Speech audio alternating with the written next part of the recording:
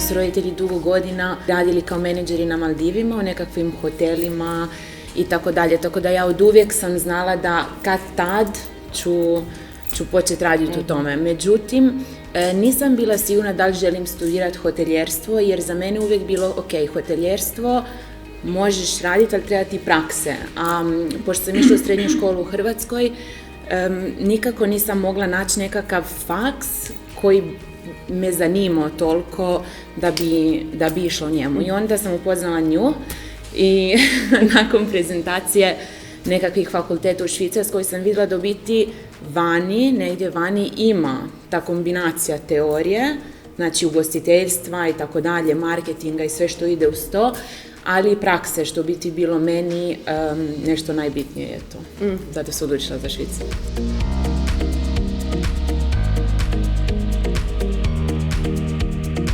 Gdje si ti svoje prakse odradila?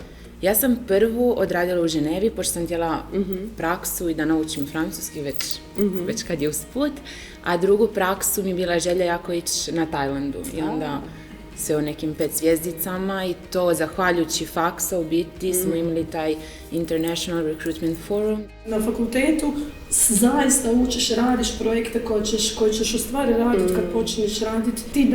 Ti dobiješ i taj teoretski know-how, a onda samim time paralelno odrađivanjem prakse dobiješ i taj praktični know-how. 3-4 godine tog studija će vrijediti nekakvih 5 godina, ajmo reći, radnog iskustva.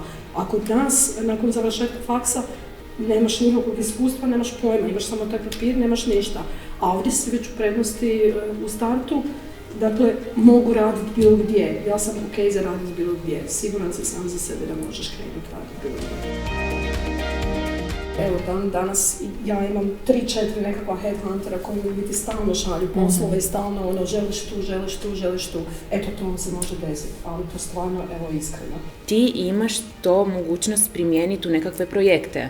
Ne znam, organizirati banket. Ok, sljedeći mjesec organiziraš otvorenje dućana za Omegu ili za Rolexa. I to su sve realni projekti. Rekla bih da u stvari studij i sama diploma automatski, kada želite ići raditi vani, apsolutno diploma International Hospitality Management sa bilo kojeg renomiranog švicarskog fakulteta je užasno važna i jako puno vrijedi, zato što će vas to svako pitati i mogućnosti koje vam to pruža kasnije su vam stvarno, mogu bih reći, sky is the limit. Tako da ako imate mogućnosti, nemojte se uopće dvoumjeti, jer to vam je najbolja odlika.